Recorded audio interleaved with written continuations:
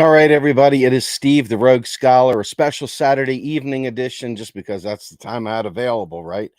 But I wasn't probably even going to go live today until I got a message from a friend, uh, longtime supporter, longtime friend, who said, I want you to take a look at a Chris Hedges article that he wrote basically today. It was from his Substack. And, I've always revered Chris Hedges. He's always been a guy who I felt like, he was always kind of like a dark angel, if you will. He always gave the truth, the unvarnished truth. But one thing is that Chris Hedges is absolutely not an economist. And for all the good he does when it comes to discussing war and other things, he always seems to find a way to try to insert economic discussions into his pieces. And I would love that if he actually understood the economics he was putting out there. He's very similar to Richard Wolff. He's a person within our leftist movement that we all know, we all love, but gets it terribly wrong. Terribly wrong. And so, look at Bernie Sanders, and Bernie Sanders had Stephanie Kelton for all those years, and yet he still gets it wrong. Wrong. Like not a little wrong, a lot of wrong. Okay. So I tub this thing, thing when our heroes get it wrong. And I use this silver bullet right here. Not that I'm big on bullets, understand that. But the fact is that I used that as my picture because, quite frankly, I want you all to understand that it's a simple thing to get this correct. It's not hard to get this correct, but I want you to hear from him so you understand why I had to go live right now. I want you to understand. This is his article. Okay. And let me go ahead and get over there for a second. Take about 2 seconds to get over there. And it's called No Way Out But War. Permanent war has cannibalized the country. It has created a social, political, and economic morass. Each new military debacle is another nail in the coffin of Pax Americana. Now, I want you to understand. It's got 569 loves, 145 comments. I have no idea how many of these comments are even literate or whether they're just cheering Chris Hedges on. Normally, I want to cheer Chris Hedges on, but I can't on this. I mean, there's parts of this article that I want to scream from the rooftop. You nailed it, Chris. You nailed it. But the parts he didn't get right, the problem is they are so wrong. And people repeat Chris Hedges. People repeat Richard Wolff as if it's spoken from the Lord himself, from on high. And this is what happens when our heroes get it wrong. People parrot what they say. It's almost like we trust them so much. We think of them as exactly correct at all times. And we're afraid to call them out. We're afraid to say, and when I say call them out, I don't mean ruin them, go after them, hurt them. I'm talking about, I want to correct this. Chris Hedges, now I may not like the Movement for a People's Party. I may have my issues with Nick Branya. I may have my issues with the whole kind of ivermectin crew, okay? But in particular, for this, I know I was there in the beginning when MPP set up their whole, this is who we are and what we are. And in their structure, they attempted to add the stuff that we were pushing hard, and we were in the beginning part of that. And it was all modern monetary theory. Well, Chris Hedges had sidled up with MPP. Jimmy Dore had sidled up with MPP. All these people sidled up with MPP, but none of them take what MPP has in their thing. None of them. I mean, not even that. None of them. It makes no sense to me. It's almost as if it's a hand wave. It's not real. So what I'm going to do is I'm going to read this. I'm going to go through it point by point, and it's a little bit long. So if I have to skip around, forgive me, because I don't have unlimited time.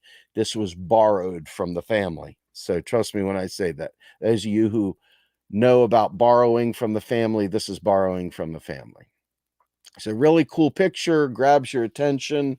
War machine coming out of George Washington's face. A lot of death, a lot of cool stuff, right? No guts, no glory, Mr. Fish. All right, let's read this together. The United States, as a near unanimous vote to provide nearly $40 billion in aid to Ukraine, illustrates, is trapped in the death spiral of unchecked militarism. No high-speed trains, no universal health care, no viable COVID relief plan, no respite from 8.3% inflation, no infrastructure programs to repair the decaying roads and bridges, which require $41.8 billion to fix the 43,586 structurally deficient bridges. Okay?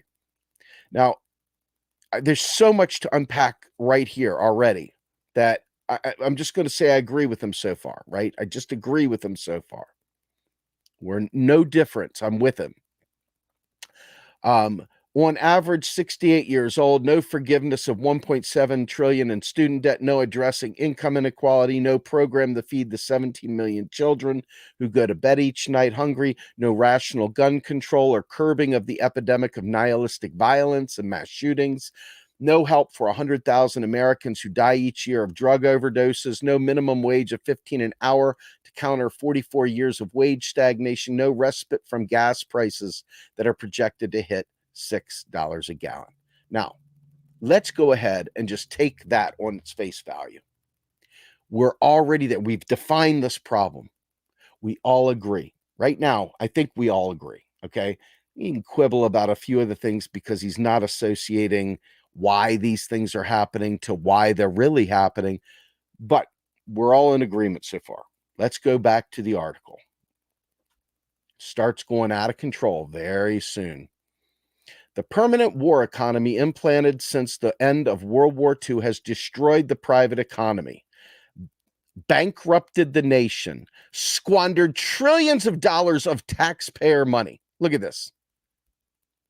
I want you to understand, he is not a serious person when he talks this way. When anybody speaks of this way, they're telling you flat out, I literally don't have any idea whatsoever that I'm talking about as it pertains to economics.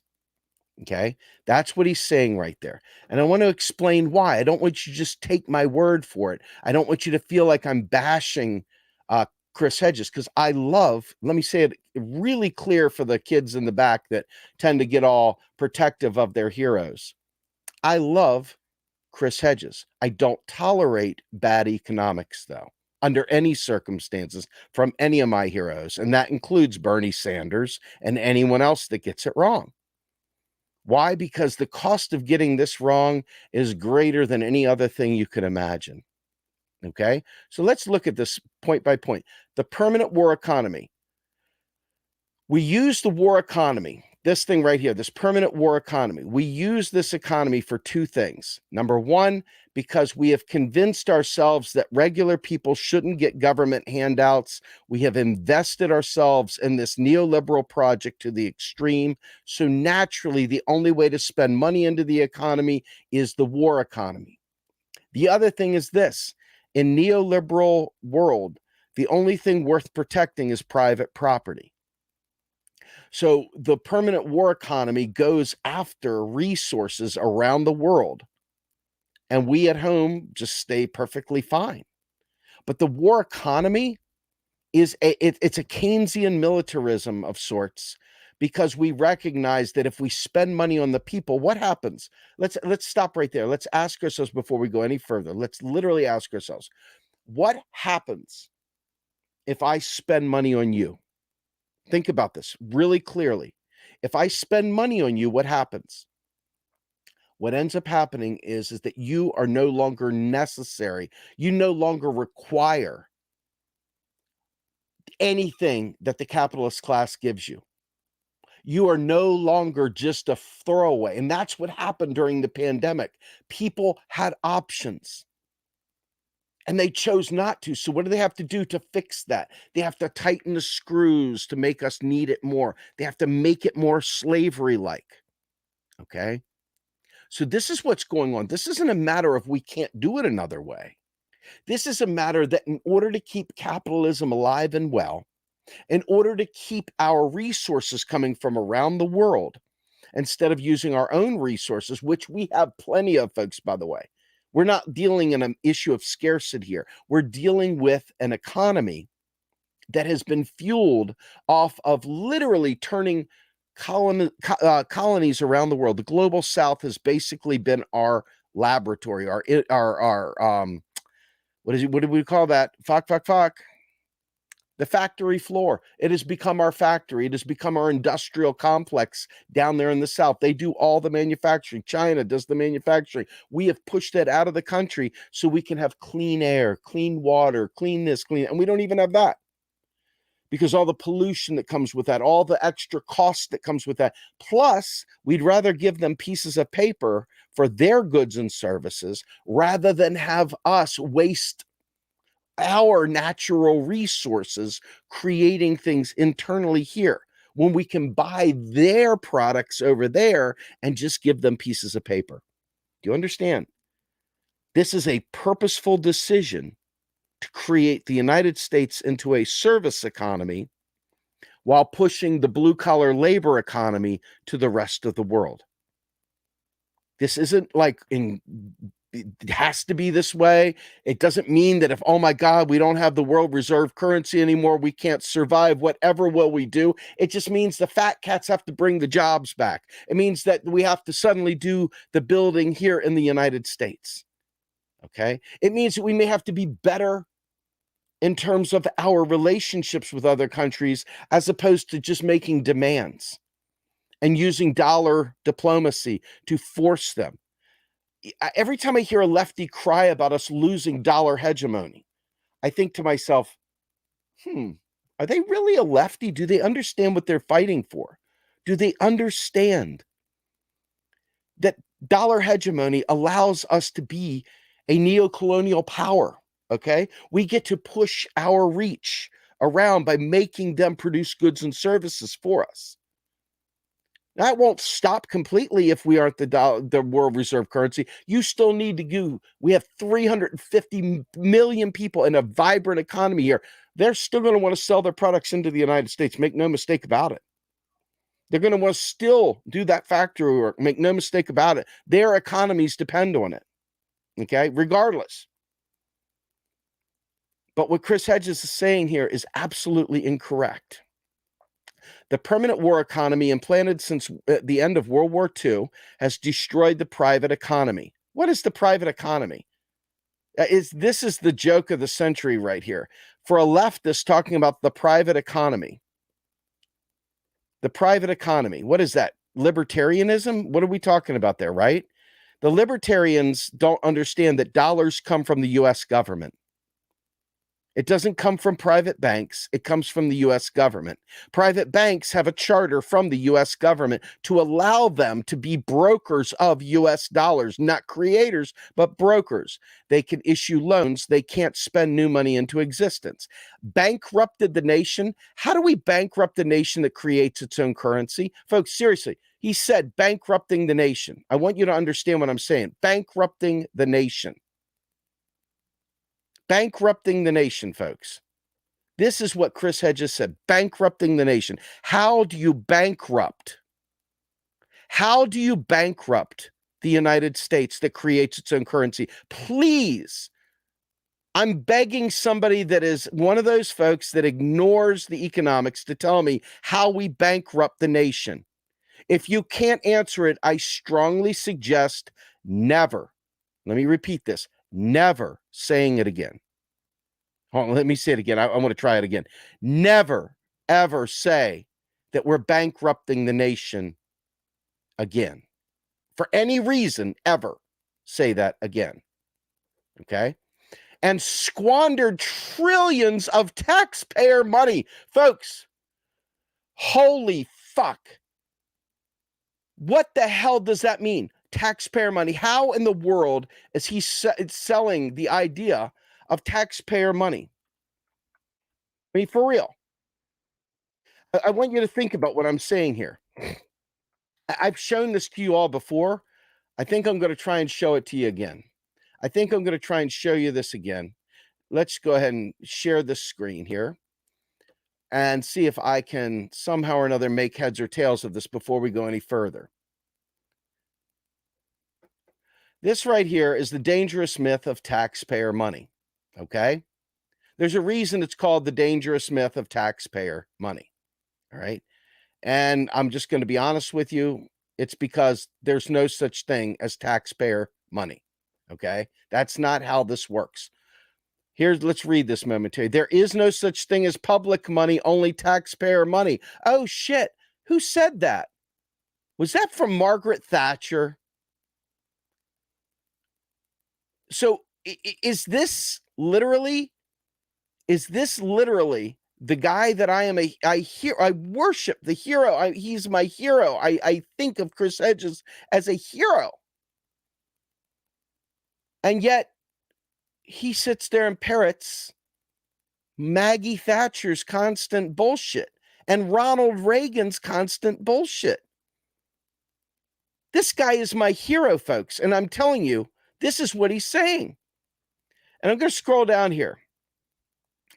Calling public money taxpayer money implicitly affirms that taxation is theft. If the money is taxpayers by right, what business does the government have using it for healthcare, jobs, or clean water? If we're looking out for taxpayers and not the public as a whole, we're favoring wealthy groups over poor groups, white people over black people, men over women, U.S.-born people over immigrants, and so forth. We're hiding how the economic order relies merely on sacrifices of taxpayers, but the contributions of debtors, tenants, workers, countless other actors.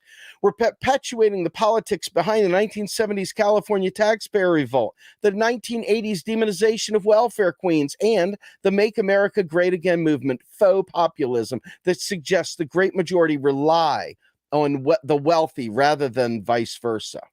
Okay. Not only is the taxpayer money frame damaging, it doesn't reflect how public money actually works. Let's look how public money actually works. Right here. This right here. How we think about the deficit is mostly wrong. You can get this easy to find, okay? They break it out over and over and over again. The fact of the matter is, and let's just get out of this. Let's go back. Let's go back here. And actually, let's get out of that altogether. I want to state this for the record.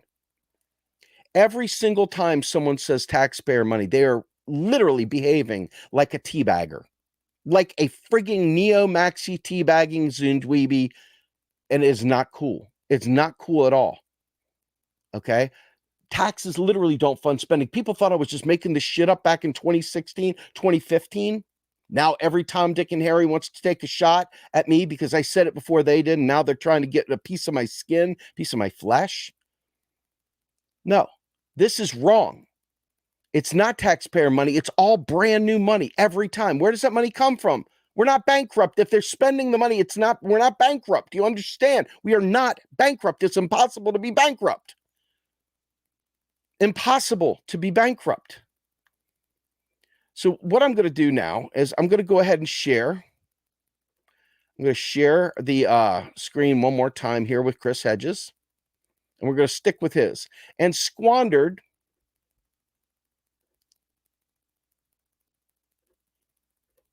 There we go. You see it? Yes, you do see it. All right. So, and squandered trillions of dollars of taxpayer money. The monopolization of capital by the military has driven the U.S. debt to $30 trillion, $6 trillion more than the U.S. GDP of $24 trillion. Servicing the debt costs $300 billion a year. We spent more on the military, $813 billion for the fiscal year 2023 than the next 9 countries. Okay, see, this is a statement that is a true statement. That's it. The rest of this is complete idiocy. Folks, idiocy. We're not talking about minor league idiocy. We are talking about big time idiocy. Okay? Big time idiocy.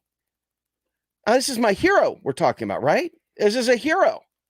But the hero is telling you that we are in debt And the nation is drowning in debt. Listen, has driven the U.S. debt to 30 trillion, 6 trillion more than the USG. Now, I want you to understand something. What is the national debt? The national debt is simply the sum total of every untaxed dollar the United States creates, by the way, every untaxed dollar in the economy today. Now, if that's the truth, who do we owe US dollars to? Have you ever thought of us borrowing money from China? Hey, China, we need to borrow some US dollars so we can go to war with you. Hey, Russia, can we borrow some US dollars from you so we can do a proxy war against you? Do you hear how stupid this is? Do you hear how absolutely moronic this is? No one would ever repeat this if they understood, but they are. The United States government is in debt to no one. We're in debt to no one. And yes, we're not squandering money. We're squandering exactly enormous resources and lost opportunities. But it is not in any way, shape, or form. Zero national debt. And see, this is what's horrible. This is why we titled this When Our Heroes Fail Us. I'm going to go out of this for a minute.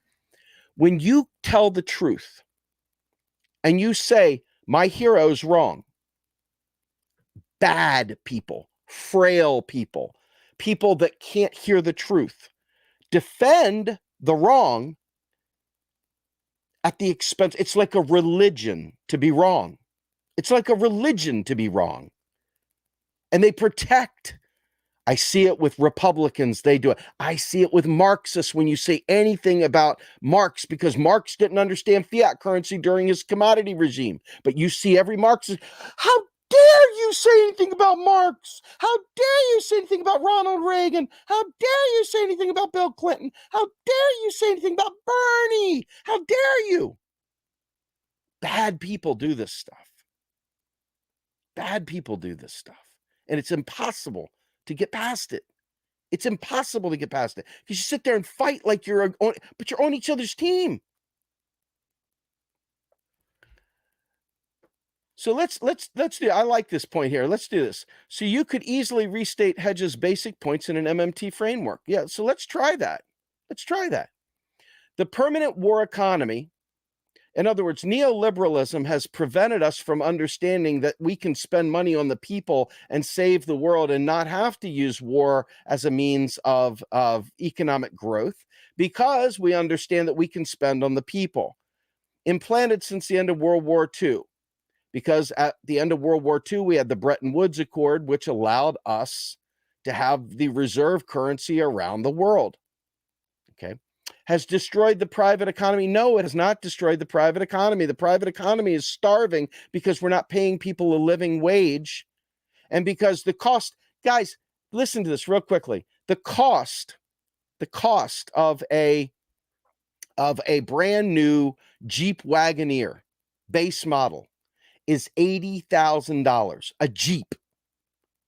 With it fully loaded, we're talking about $110,000 for a Jeep. Okay, that's the economy. The war machine didn't change that. Neoliberalism did, because they're not paying us, we the people, but they're the fire sector, the investment community, Wall Street, you name it. We have made a decision. Our elected officials have made a decision that they're going to make Wall Street the benefactor of our economy, not Main Street. This is not oh my God, the war economy. This is the fire sector economy. Okay? This is Wall Street economy. And this is decided by both Republicans and Democrats. Okay? Republicans and Democrats. So with this, he says the monopolization of capital by the mill. And so this part right here, although it's not entirely true, because ultimately, the monopolization of capital, what does that mean? Capital monopolizing capital? What are they talking about? The factories? Well, factories around the world. We don't make a lot of stuff here. In fact, we farm it out. So I'm not sure that he's talking about the money in the system. We have, because we have to use that money because we're crowding out. This is another neoliberal perspective. It's wrong. The U.S. government cannot crowd. There's no such thing as capital flight in a fiat currency, because we can just spend that money back and we can create anything we want. The monopolization of capital is as if there's a finite pool of money in the world and that we've monopolized it on the military. That's not true. Driven the U.S. debt to 30 trillion, meaning that we've spent $30 trillion into the economy that we haven't taxed back out. And that's since the dawn of the country, by the way. 6 trillion more than the U.S. GDP, and that is an absolutely meaningless number. That's a meaningless number. It's an absolutely meaningless number. Why is that? Right now, Japan, a little island nation of Japan, the little island nation of Japan has a 300-to-1 debt to GDP ratio. 300-to-1 debt to GDP ratio. Do you know why that is? Because debt to GDP means shit. Gross national product is the amount of sales we do in this country. That means stock buybacks. That's a purchase. That means every time you file a claim with an insurance company and they deny you, that's part of GDP. Every time there's a natural disaster and we go ahead and clean it up, that's GDP. It's a meaningless number. I mean, it says how much we brought in, but it doesn't tell you anything. And you know what? This is absolutely true. Going back to when Lenin wrote Imperialism, the final stage of capitalism, he talked even then about finance capital going around the world. This is back in the turn of the century, in the 1900s. It's been like this forever. Okay? I mean, seriously, forever. Okay, so let's get back to Hedges here, because, I mean, at the end of the day, look, we create the currency. There is no going broke. We're not borrowing it from anyone. Folks, hold on. Let me say it so you can see my face. Chris, I love you like a brother. I know you don't know me and you probably don't give a shit about me, but we met back at the Movement for a People's Party at the Convergence Conference, I believe it was. We actually were outside of a place where you spoke with Jill Stein, Tim Canova, and Chase Iron Eyes, got pictures with you and everything else. Fact of the matter is, I love you, but you're wrong. You're wrong, and I want you to get it right. I want you to get it right, dude. You're too necessary to get this wrong. You're way too necessary to get this wrong. So in any event, let's go back to his article here. Servicing this debt costs $300 billion a year. Let's talk about the debt. Let's talk about the debt for just one more minute. When the government spends money into the economy, the way our laws are written, and this is to make sure that the fat cats get a piece of the action. This was really meant for a gold standard thing, but since we're not on the gold standard, now it's just tribute to the rich. It's a basic income to the rich, those people that hold U.S. bonds. Now, not all of them are the rich. Some of them are pensioners. Some of them are old people that are retiring and their money is tied up in these things and they're in U.S. bonds. But a lot of times when China sells products and services into the United States, they receive U.S. dollars for their sales into the United States. Okay? So what do they do with their U.S. dollars? They make a decision. They put them into bonds and they earn a nominal 1-2% interest. That's it. It's their money. They earned it selling goods and services to us. We didn't borrow it from them. Do you understand? So to be incorrect on this allows the right wing a foothold to believe, oh my God, we're in debt. We're going to die.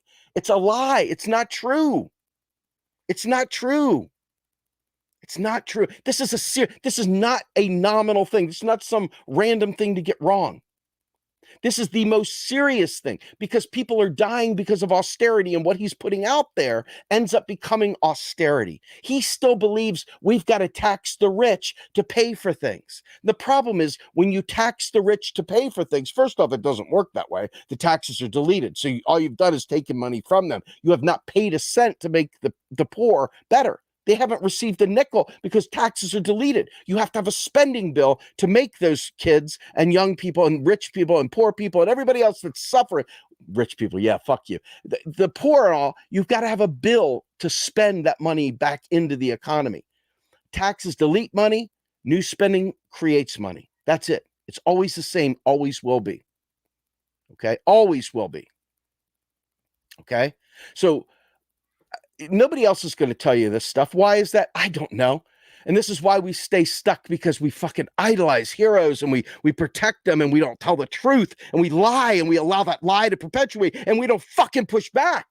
It's evil. It's wrong. You can push back against people you care about. You can push back against loved ones. You don't have to fucking suck on everything they say. When they're wrong, they're wrong. When they're wrong, they're fucking wrong. So let's get back to this. Servicing this debt costs $300 billion a year. Costs who? We pre-fund that. That's money we create out of thin air. That's a new net $300 billion a year added to the economy. Okay. Now the problem is it's a net $300 billion into the economy. Guess where it's going to? It's going to those treasury bonds, going to rich people, people that have that. So it's not helping most regular people at all. That could change as well. We don't have to sell bonds. We could literally stop selling bonds or shrink the terms of those bonds. We could literally do that yesterday with a zero interest rate policy, because raising interest on debt, all that does, all raising the interest rate does is literally give more money to rich people. And it literally creates the conditions to lay off regular workers. So Chris is really preaching some shitty economics here, so bad that it hurts the people that he's pretending to actually support. We spent more. Okay, we already agree with this. We do agree. We spent more. This is just one of those token throwaway things that everybody, yeah, of course, I agree with that. We spent more on the military, $813 billion for the fiscal year, than the next 9 countries. That's a true statement. And see, now all of a sudden, we start getting into things that are a little squishier. We are paying for a heavy social, political, and economic costs for our militarism. True. Not so much the economic costs, but the other parts, yes. Washington watches passively as the U.S. rots morally, yes. Politically, yes. Economically, they're not watching passively. This is intentional. They need us to be more precarious because we had too much power during the pandemic, and now they've got to inch that power back to make us slaves again for capital. If we're not in dire need, we won't take their shit jobs. This is the deal, folks. Don't allow these fucking Bitcoin people to tell you this stuff. It's wrong.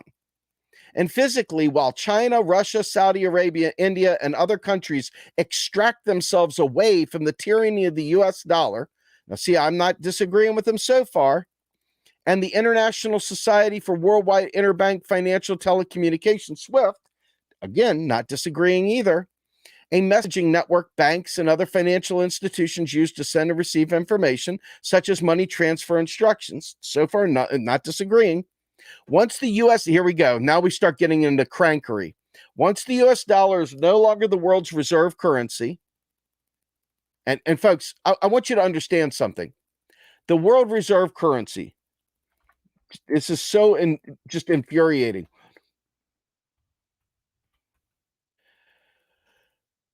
I want you all to understand this.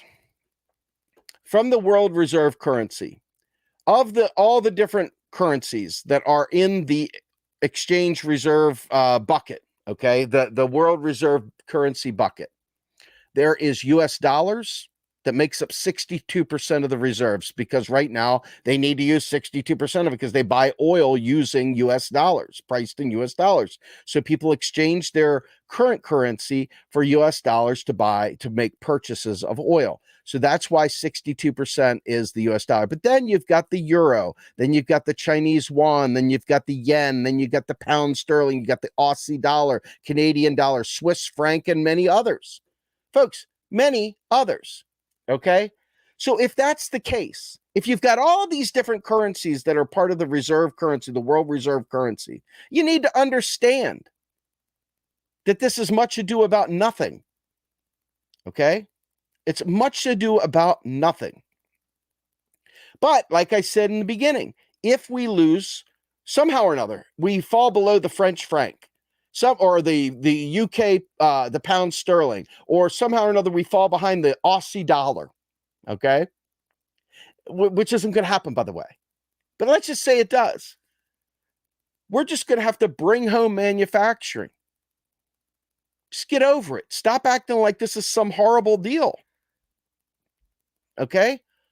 I mean, you want imperialism to end, but yet you keep crying about the very nature that keeps it. It's unfathomable how ridiculous it is. But let's go on further, okay? So, once the US dollar is no longer the world's reserve currency, once there is an alternative to SWIFT, it will precipitate an internal economic collapse. It will force the immediate contraction of the US empire. You say, yes.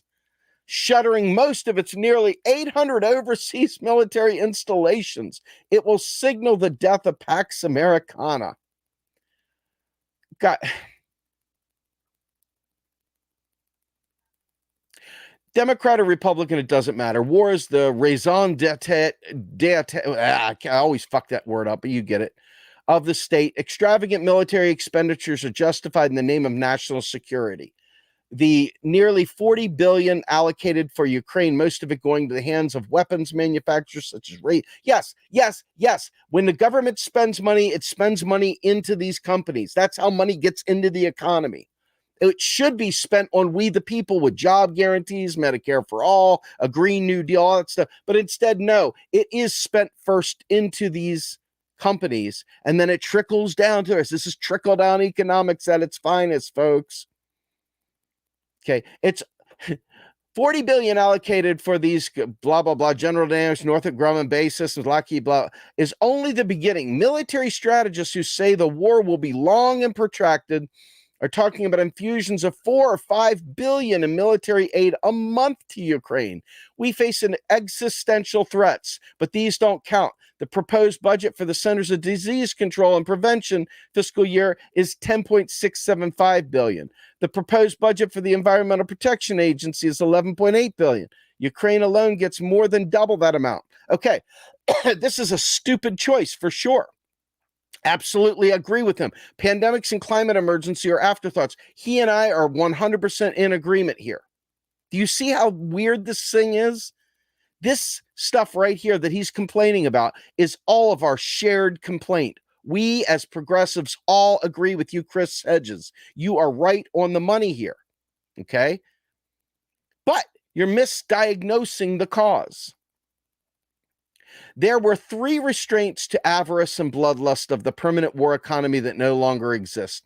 First was the old liberal wing of the Democratic Party led by politicians such as Senator George McGovern, Eugene McCarthy, and Senator J. William Fulbright, who wrote The Pentagon Propaganda Machine. The self-identified progressives, a pitiful minority in Congress today, from Barbara Lee, who was the single vote in the House and the Senate opposing a broad, open-ended authorization allowing the president to wage war in Afghanistan. Okay, so he's going to go through all these things that we know and love through here, okay?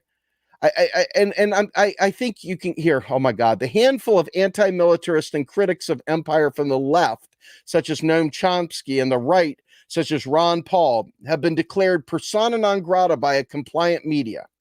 Okay? The liberal class has retreated into boutique activism, and class capitalism, militarism are jettisoned for cancel culture, multiculturalism, and identity politics. Okay, let's stop right there, because that's a big one. The fact is that, yes, the Democratic Party, which is a neoliberal party, has gone the way of identity politics because it keeps them in power. This is how they divide us so that we can never unite, and then divide us again to make sure that they're always able to have some special little thing that makes them the ones that can take care of it and the other guys don't. Well, the other guys are always bloodlusting pieces of shit. So that's an irrelevant thing. What the problem here is, and this is a real problem, all right? This is a real problem. Let's go ahead back to this momentarily. When you look at this, okay, he's putting up Noam Chomsky and Ron Paul, all right? Now, Ron Paul, I've been a Ron Paul guy way back, as far back as I can remember, back in the day. But Ron Paul is a whack-a-mole with the Rothschilds and the anti-Semitism.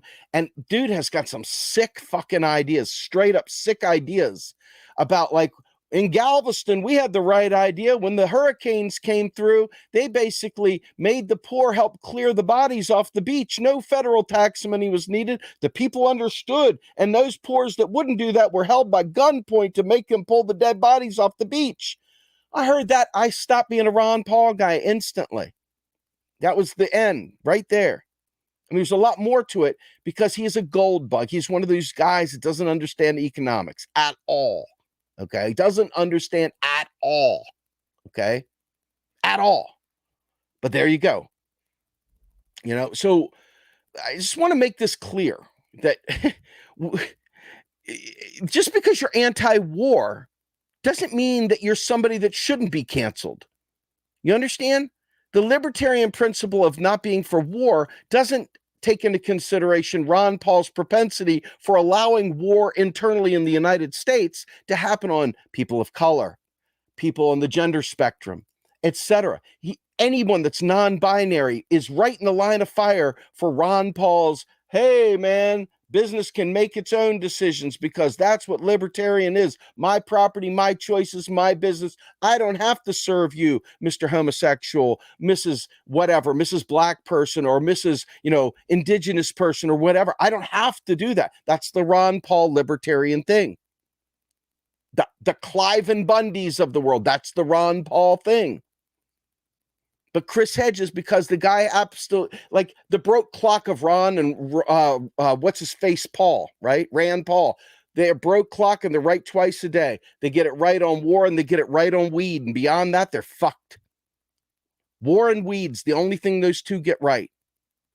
And if they join me for making weed legal, then I'm going to be right there for about 1 second. The minute we're done, it's like, fuck you. We don't need some alliances. Okay? But these guys are a damn disgrace. They're terrors. Okay? They're terrors. So, again, as a Chris Hedges fan, hero, let's go back to this because it's very wrong. So he says, liberals are cheering for the war in Ukraine. God, the propaganda is rich with our media. It's not that liberals are cheerleading for it. It's that they're literally under the spell of the mainstream media. They're regular people like you, Chris, like me. They just happen to be propagandized. At least the inception of the war with Iraq saw them join significant street protests. Yes, because you had a Republican in office. The minute that a Democrat is in office, truly awful people will say, vote blue no matter who. They won't allow you to criticize anyone else, blah, blah, blah, blah, blah. Okay? So ultimately, in the end, you've got a lot of real serious issues. Okay? Real serious issues. Anyway, he comes out. Ukraine is embraced as the last crusade for freedom and democracy against the new Hitler. There is little hope. And all of this I agree with, by the way, is that they demonized Putin. And, for all the shit, they've created this thing. And it's, again, they've got to create a bad guy. They got to create a Cold War. They got to create a proxy war to be able to infuse money into the economy. That's how the war machine works. When you slow down on war spending, the fucking economy comes to a crawl, because if they put into the domestic economy, then you won't be in precarity. And if you're not in precarity, then the business class can't make you work for shit wages. You understand? You see this? Please tell me you see what I just said.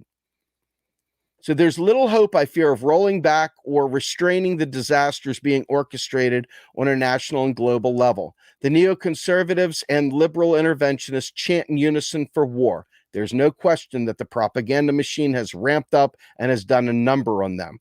Biden has appointed these warmongers. Yes, he has. Biden is an atrocity, and those who pushed us to Biden didn't do us any favors at all. In fact, there's some people that I would have called friends before that really excommunicated me for saying this very thing, whose attitude to nuclear war is terrifyingly cavalier. True.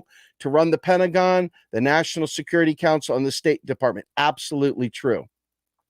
Since all we do is war, absolutely true. All proposed solutions are military, absolutely true. This military adventurism accelerates the decline. See, now here's the problem. He does not understand this. This right here, this whole thing about the military, right? This is really important to understand. It's not adventurism, okay? It's not adventure. It's squandering 8 trillion in the futile wars. This is not adventurism. Folks, this is a business model. This is an intentional policy position, because the only way that we can get Democrats and Republicans, rank and file people who listen to Chris Hedges, sadly, and think the nation's drowning in debt, the same people, the good guys even, think this. Because of that, we won't get a Green New Deal. We won't get Medicare for all. We won't get free college. We won't get student debt cancellation. None of these things. Why? Because we're in debt. We're bankrupt. For fuck's sake, the country's bankrupt. However could we possibly do a Green New Deal, Chris? If we're bankrupt, however could we do anything, right? See, this is where his framing is so dangerous. So unbelievably dangerous. So, these are demented and dangerous fantasies perpetrated by a ruling class that has severed itself from reality. They know what they're doing. See, this is the thing. Acting like they don't know what they're doing is insane. This is exactly what they do to ensure that money makes it back in the economy, because if money's not in the economy and we're really, really desperate, we are going to finally take to the streets and make demands. But as long as we're sated, it won't be a problem. So they'll go ahead and start a war, get our jingoism up, get our red, white, and blue going, and get money back into the economy, see people celebrating the wins. We're taking a sacrifice for the old US of A, blah, blah, blah. No longer able to salvage their own society and economy, they seek to destroy those of global competitors, especially Russia, China, blah, blah, blah. Folks, this is the problem. Again, neoliberalism is the extraction and privatization of everything. Capitalism is about ownership of the means of production, whereas labor and the ownership class, there's like a spectrum, there's a pendulum, right? There's a degrees of capitalism, degrees of socialism. There's never been a pure socialist country, never a pure communist country. There's never been a pure capitalist country. It's always been like this, but we're pegged over here in this neoliberal right-wing world, okay? So with that in mind, when you understand this is the neoliberal model, neoliberalism starts like this. We could have this great period of time with minimum of privatization because there's enough untapped industry to grow. So you start selling something that's benign into the economy. Once you've saturated the market and you look around for the next market to clear, all of a sudden you start saying, well, shit, we're out of regular shit that's not government controlled or publicly owned or whatever. So now what we have to do is we have to fight Social Security. We have to eliminate the public space, and we have to privatize that to go to, personal savings accounts at Wall Street. So what they do, they dismantle public services to make them private services to grow, to continue the growth and to continue more growth. And so this is what's been happening around the world. The US sends consultants to these other countries and they say, hey, Australia, hey, UK, we can go ahead and help you fix your profit problem. Let's go ahead and privatize your National Health Service. Let's go ahead and privatize these things. And now all of a sudden businesses can start making money again, but at the expense of we, the people, as they limit the safety nets, as they limit all the social benefits of society. Okay? So when you understand that, that's the model. What I said won't change tomorrow, won't change next week, won't change next month, probably will not change next year. As he states eloquently, neoliberals, liberals, vote blue no matter who's, don't care. They are going to vote blue no matter who. Okay? This is a reality. This is why I frequently say we must organize outside of the electoral process, because the electoral system is owned and controlled by Democrats and Republicans, two private corporations that get to set the rules. Okay, to play in their game, you've got to get them to agree to really make the rules work for you. Because unfortunately, in this country, both of these parties in this first past the post world have control over the process. It's a big club and we ain't in it. You understand? So in order to affect that, we've got to organize outside. We got to stop looking at this like it's real. There's no path there. It's not the way forward. It's not going to get these big things done. That's why it's always hand-wringing and futile, and everybody's live streams are constantly regurgitating the same shit over and over again. They're acting, surprise. And it's like, guys and gals, what the fuck are you talking about? What are you talking about? Anyway, let's get back to this. So these demented and dangerous fantasies perpetrated by a ruling class has severed itself from reality. Yes, it is perpetrated, but they're doing it to keep us in compliance. So we are pliable. The minute we're in precarity, we have to do what they say. That's the deal. No longer able to salvage their own society and economy. This is what I was saying. They always are adding more and more and more. They're going after, they need a Cold War against China because China has invested in its domestic infrastructure. One belt, one road. They have invested in these things. The US government could do the same. But we don't, because people like Chris Hedges say we're bankrupt. We're out of money. We couldn't possibly do it. We're broke. How in the world could the U.S. possibly do it? We're broke. He's wrong. Okay, he's wrong.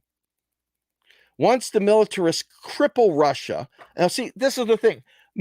Russia has proven that it has blown past dollar hegemony. So at the top, he's saying, at the top of the article, he's busy telling us that we're literally going to lose U.S. hegemony, but then he simultaneously comes back and says that we're going to cripple the Russian economy. How is that possible?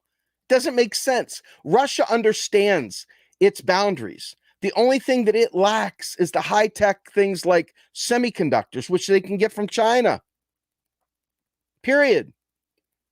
It's ridiculous. They are food sovereignty, they have energy sovereignty, and they have their own ruble, okay? And it doesn't matter how it trades on the open market, because you know what Russia did? Let me take a pause from this moment here. What Russia did was Russia said, we're going to sell our oil to people that will buy it in rubles only.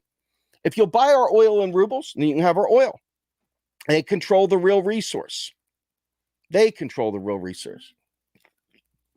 And by the way, if you ever drink non-alcoholic, and that's all I drink, I've been sober a long time, Caliber by Guinness, it's really, really good. It's about the only one that I can handle.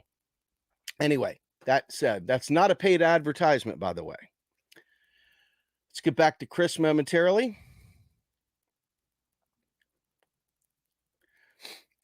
So he goes back here. It's like dominating what Hillary Clinton as Secretary of State, referring to the Pacific as the American Sea.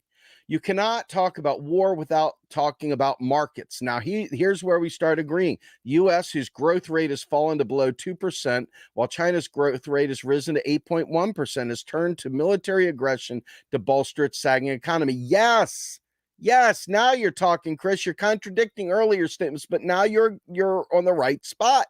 That's exactly it. If the U.S. can sever Russian gas supplies to Europe, it will force Europeans to buy from the United States, which we don't care, folks. Oh my God. Do we need the world's money? Think about it for a minute. Do we need the world's money? Do we need UK pounds? Do we need German franc? What EU? What is it? Euros? Right. We don't need euros, do we?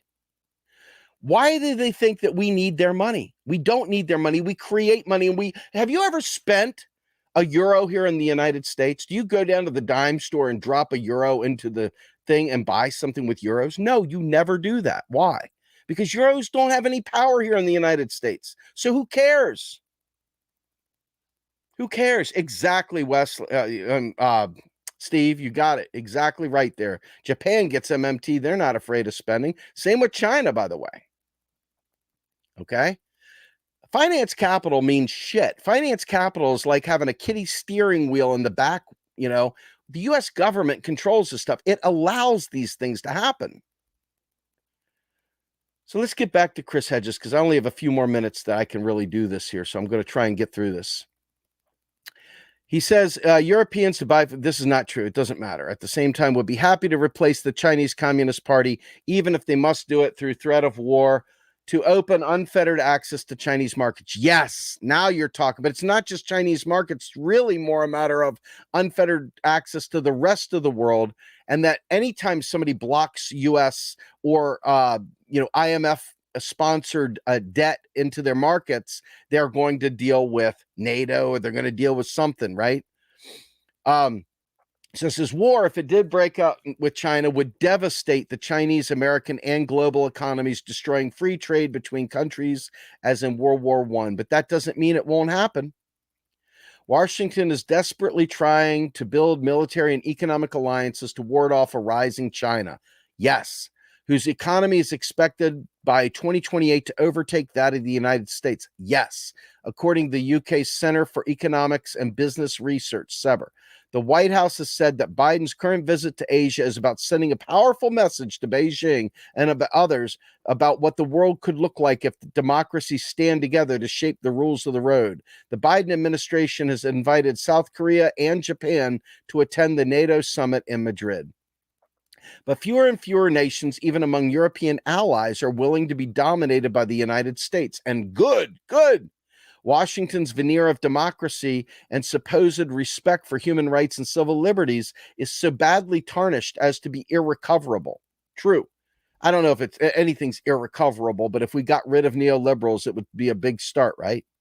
Its economic decline, with China's manufacturing 70% higher than that of the U.S., is irreversible. And that's not a big deal. Trust me, folks, that's not a big deal. War is a desperate Hail Mary, one employed by dying empires throughout history with catastrophic consequence. We've been doing this forever, folks. Of course it's catastrophic. It's horrible. It was the rise of Athens and the fear that instilled Sparta that made war inevitable. Okay. He goes through this whole thing. Actually, it's pretty much where it stops. So I'm just going to go back here and just stop sharing this for now. And I'm going to say this for everyone's sake. The United States government's economy is not in any way, shape, or form controlled by the outside world. We have energy sovereignty. In other words, we can produce enough energy for ourselves. We have food sovereignty, meaning that we could create enough food for ourselves. We have minerals and semiconductor and everything else sovereignty. We can build anything we want. We can do anything we want internally at the United States. Now, do we want to waste all of our natural resources, burning them up with the consumption that we like to do today? No, we're going to have to think about, because we have a climate crisis that's more important than any of this shit, right? We have a climate crisis that is way more important than any of this shit. So some of these things, they may happen because we suck. That's not necessarily a bad deal, okay? That's not necessarily a bad deal. But I got to tell you, guys like Hedges, they get the economics wrong. Guys like Richard Wolff, who say the same shit. There's a huge audience of our brothers and sisters on the left that listen to them and should. There's so many things they get right. But the things they get wrong are the really important things, like understanding how money works and understanding where money comes from. The U.S. government doesn't go to a private bank, borrow money, and get terms and conditions for it. And that's how we spend. It doesn't do that. But that's what Hedges believes. That's what Wolff believes. These are folks that don't understand that the dollar is nothing more than a unit of account. It's simply a tax credit. In other words, you have it in your hand like a coupon, and you go in, you put it back in, and it dissolves the tax. That's all it is. The U.S. government creates these tax credits so that it can provision itself. It can pay for a standing army. It can pay for energy. It can pay for schools. But it doesn't do these things. Instead, it uses dollars to create wealth for the wealthy. It doesn't serve we the people. And if we are not being served, we're just simply chattel for the business world. We're simply chattel, slaves for them. That's all we are. That's literally all we are. We are an open air prison. And that's it. We're in an open air prison. And when they need labor, they make the world really, really hard on you for the base level stuff, the stuff that the the stuff that you don't need special skills for. Okay. But when they need someone with special skills, what do? They offer to pay for them to go to school. They offer sweetheart deals to train up as many doctors and STEM, whatever. Okay. So they will incentivize high paid work, but they will turn around and make your life a living hell on the bottom so that you'll continue to pick up their trash. So you'll continue to scrub their toilets. So you'll continue to curtsy and say, I'm sorry, ma'am. Okay. That's intentional. But the United States government isn't broke. Our country isn't bankrupt. There isn't anything that prevents us from spending anything we want. You notice our taxes don't go up for the military, but yet somehow or another we're bankrupt because they believe we're borrowing. It's called deficit spending. And deficits really don't matter in the way that they try to put it out there. Because when they pay a tax, it's deleted. It's drained out of the bottom of the tub, if you will. Okay? That's the deal. That's the deal. Period. Period. Folks, this is not an MMT. I mean, it is MMT, but it is a true statement, regardless of whether you believe MMT or not. Federal taxes are functionally deleted. They're gone. They don't exist. They're never respent ever, ever, ever, never respent ever. They're not redistributed ever. They're deleted, period. You pay a federal tax, it's deleted. You pay FICA taxes for Social Security, it's deleted. When you go to spend money on your FICA check, guess what? It's new money spent. It's not some crumpled up dollar bill from 1919 that Granny put in there. So all this stuff that Hedges is saying, whatever could I do to make him understand that we have money as a public monopoly? The federal government is the money monopolist. Forget the creature from Jekyll Isle, friends. Forget the Rothschilds. Okay? God, I wish Iron Maiden, you know the song Wrathchild? Wish we could change it to Rothschilds. Whatever it is, right? I would love to hear that song done as Rothschilds. Anyway, I've got to get out. I'm going to spend a night with my son playing and having fun, but I felt like this was just too important of a live stream to not do. I want to give you each of these links. I'm going to put them into the chat right here, and hopefully somebody from my team can help me get them into the show notes, because I've got to get out of Dodge here. So as I put them into the stream here, just know I am trying my best to help you guys make heads and tails of a very, very challenging world. And if it bothers you, I hope you'll forgive me, because quite frankly, there's not much I can do about it. I mean, there's just not much I can do about it. So anyway, you've got it. I hope that this was educational for you. I love Chris Hedges. So if anybody goes and runs to Chris, oh, Steve did a live stream. I love you, Chris. This is not an indictment of you as a human being. You are one of the true truth tellers. You just don't understand econ, and I'm here to help. That's what we do. So in any event, folks, I love you guys. We'll talk soon. Thanks. I'm out of here. And I think I'm out of here. Yeah.